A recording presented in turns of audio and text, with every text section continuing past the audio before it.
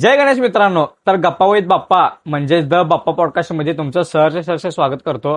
तर आज आपण गप्पा मारणार आहोत इचलकरंजीमधील एक असा मूर्तिकार ज्याचं फक्त कोल्हापूर जिल्ह्यातच नाही तर संपूर्ण महाराष्ट्रभर नाव गाजलेलं आहे.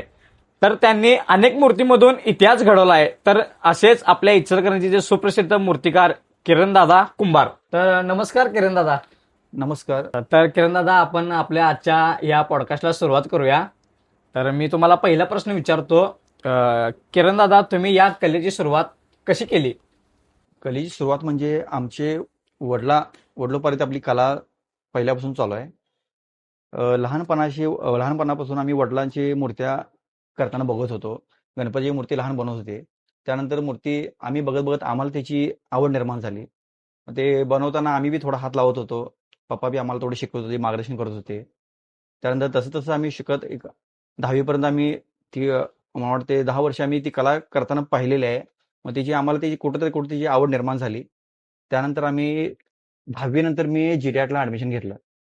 जीडॅटला ऍडमिशन घेतल्यानंतर सुरुवातीला गेल्यावर तिथं जी कला बघितली ती आपल्या घरी कला आहे तीच सेम होती. त्यामुळे आपल्याला कला करताना किंवा काय एवढं अवघड वाटलं नाही.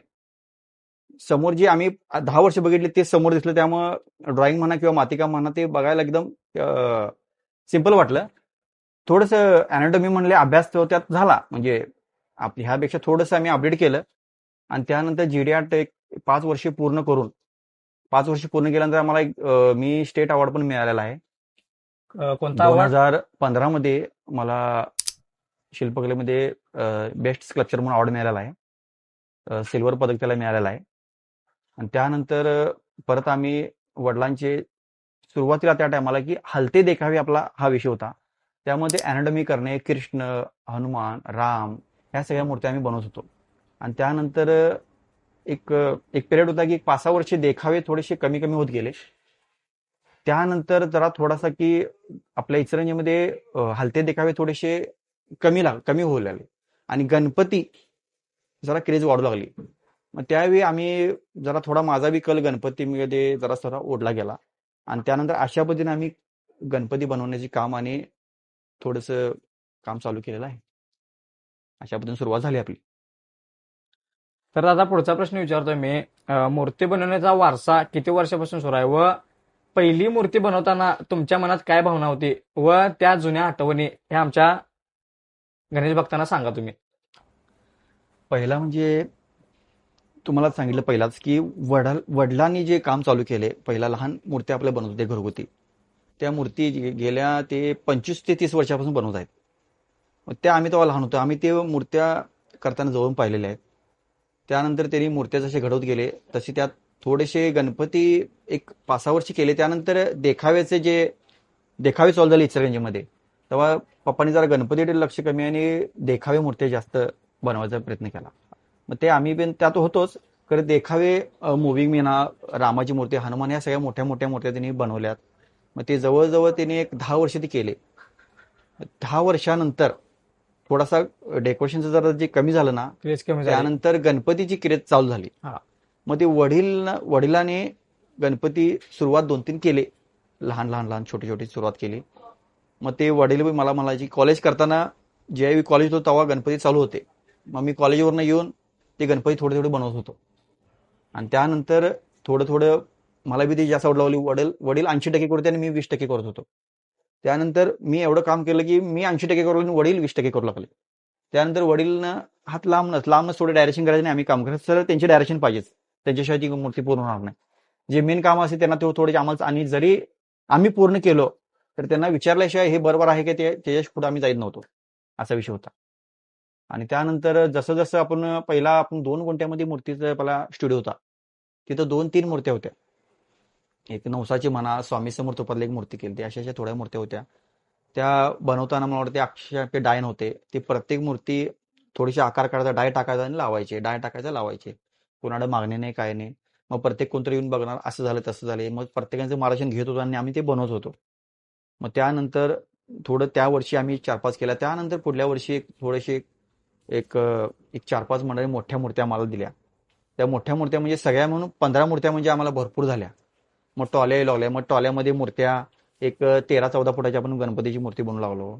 DRP डॉक्टर राजेंद्र प्रसाद त्यांची मूर्ती आम्ही पहिली मोठी मूर्ती बनवली. मग त्यामध्ये फॅब्रिकेशन नावाचा प्रकार नव्हता.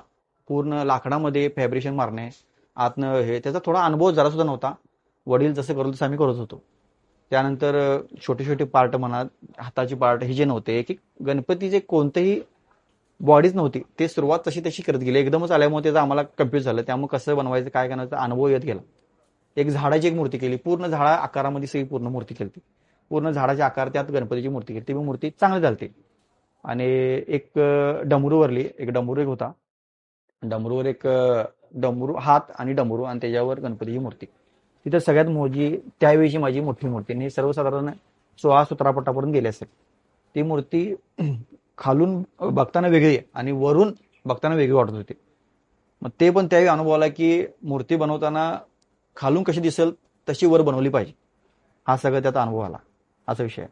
आणि तसं म्हणायला गेलं तर पहिली मूर्ती, तुम्ही आता प्रश्न विचारला की पहिली मूर्ती बनवणं काय अनुभव आला किंवा त्याची आठवण काय. पहिली मूर्ती म्हणजे आम्ही, तुम्हाला हसू येईल की आमच्या वडिलांचे मित्र खास होते. त्यांची इच्छा होती की आम्ही गणपतीची मूर्ती बनवावं, आम्ही बाहेर देणार आहे. मग आमच्या वडिलांनी म्हणलं की आत्ता माझा मुलगा जिरियाड झालाय, तुम्ही त्याच्याकडे एक मूर्ती करून घ्या. मग ते त्यांची पहिला नकारणे, कसं होईल तुमचं डेकोरेशन असते, तुम्हाला होईल का नाही, असा सगळा विषय होता. मग त्यानंतर तरी बी आमच्या वडिलांनी त्यांना तयार केलं आणि आम्ही ती मूर्ती बनवायला घेतली. मग ती मूर्ती म्हणजे होती की एक शिंपल्यामध्ये मोती आणि त्या मोत्यात बाळ गणपती रूपातला गणपती बसवायचा होता. ते आपण मूर्ती बनवायला घेतली. मग ती सुरुवात तर अजून अक्षर त्याचं डाय नाही, काय नव्हतं काय नव्हतं. पहिला काय केलं की एका लहान एक जवळजवळ 6-7 महिन्याची पोरगी आमच्या इथं शेजारी होती, जरा तब्येतीची होती. तिचे फोटो काढले. तिचे फोटो काढून त्याची मांडीची म्हणा, हातापायाची सगळी पूर्ण अॅनाटॉमी पूर्ण क्लेवर तयार केली. तयार करून त्याचं डाय बनवला आणि त्यानंतर मूर्ती सर्वसाधारण ती 8 ते 9 फुटाची केली होती. त्यानंतर ती पूर्ण त्यात बसवली. त्यानंतर पहिला आर्मेचर कुठं लावायची काय जरा अनुभव नाही. दोघा तिघांना विचारलं, वेल्डरला विचारलं त्याचं कसं लावायचं काय, मग त्याची वेट किती राहील हे सगळं घेतलं. त्यानंतर तिला उभा केली. त्यानंतर शिंपल्याचा प्रकार झाला, शिंपला कसा बनवायचा आयडियाच नसल्यामुळे काय डोक्यातच नाही ना. मग सगळ्या पट्ट्या वगैरे मारणे हा सगळा अनुभव आला. तर ते मूर्ती बनवताना ना इतकं अवघड पण होतं खरं, इतकी आनंद आणि मजा येत होती की नाही. प्रत्येक कोण पण होतं, हे कसं करायला काय करायला, तेच आम्ही म्हणलो आम्ही फर्स्ट टाइम करलोय, आम्ही कसं करू आपल्याबद्दल असं होतं. त्यानंतर आमचे वडील जवळजवळ वडिलांनी थोडंसं जे मी वरून करतो ते खालून वडील आम्हाला सांगते, हा जरा इथं वाढव तिथं वाढव. थोडक्यात काय वडिलांनी थोडं केला प्रकार. हात माझा आहे खरं, सांगण्याची पद्धत त्यांची होती. आणि गणपती पूर्ण तयार झाली. तयार झाल्यानंतर मागं शिंपला पण लावला. मंडळांना ते इतकं आवडलं की ते म्हटले की नाही, आमच्या विचाराच्या पलीकडे मूर्ती तयार झाली, चांगली झाली. आणि लोक मूर्तींना आवर्जून पाहू लागले. त्यानंतर मूर्ती रंगवायचा प्रश्न, म्हणजे सुरुवातीला अजून पेंटिंग आम्ही करत नव्हतो. भाऊ पेंटिंग करतो होता, गणपती कधी जास्त पेंटिंग केले नव्हते. तरी दोघा तिघांना बाहेर विचारले. शेवटला कोण पेंटिंगला नाही म्हणते, होय म्हणते, इकडे तिकडे प्रॉब्लेम येत होता. तरी बी वडिलांनी म्हणले की डायरेक्ट रंगवतो. मग आमचे भाऊ, मोठे भाऊ रवींद्र कुंभार, त्यांनी ती मूर्ती डायरेक्ट रंगवायला घेतली. काय काय माहित नाही, खरं मूर्ती त्यांना अशी रंगवली की ते असं की पहिला फर्स्ट टाइम रंगलं वाटलंच नव्हतं. मूर्ती एकदम बेस्ट झाली. आम्हाला ते अक्षरशः म्हणजे मूर्ती पूर्ण झाल्या असं वाटलं की आता गणपतीकडे जरा कल पडला पाहिजे. आणि लोकांना वाहवा जास्त मिळाली, लोकांनी ते कौतुक जास्त केलं. आणि त्यामध्ये ते मला फर्स्ट गणपतीचा एक्सपिरियन्स अजून आठवते की अजून ती गणपती कधी होऊ शकत नाही असं ते असं आहे. अशा ठिकाणी म्हणजे ती पहिली. त्या तुम्ही जी शिंपल्यातली मूर्ती तयार केलेला हा. त्या मंडळाचं नाव कळू शकेल काय? त्या मंडळाचं नाव म्हणजे सुकर्ता गणेशोत्सव मंडळ.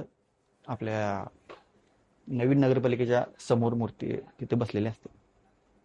त्यांनी पहिल्या वर्षी तुमच्याकडनं मूर्ती मूर्ती करून घेतली. बनवली. हो. वर्षभराचं तुमचं नियोजन काय असतंय आणि गणेशोत्सवाच्या कामाला नेमकी सुरुवात कधीपासून होत्या? कामाची सुरुवात म्हटलं तर दिवाळी झाल्यानंतर आपली गणपतीची कामात सुरुवातच असते म्हणायची. की त्यात आपण कसं आहे की थोर व्यक्ती किंवा छत्रपती शिवाजी महाराज, छत्रपती संभाजी महाराज यांची मूर्त्या आपण या ऑफ सीझनला बनवतो. परत हॉटेलच्या ज्या मूर्त्या असतात वगैरे किंवा मंडपवाल्याची डिझाईन वगैरे किंवा मंदिराचे शिखर वगैरे डिझाईन म्हणा, हे सगळे ऑफ सीझनला आपलं चालू असते. आणि त्यात ते गणपतीचं बी काम थोडं आपलं चालूच असते. आणि त्यानंतर आपण गणपतीचे 4 महिने राहिल्यानंतर आपण त्याचा पिकअप जादा घेतो. मग 4 महिन्यात कुठलंही काम आम्ही घेत नाही. ऑनली गणपतीची मूर्त्या, परत त्याचे डिझाईन म्हणा, हे सगळं बनवायचं आम्ही काम करतो.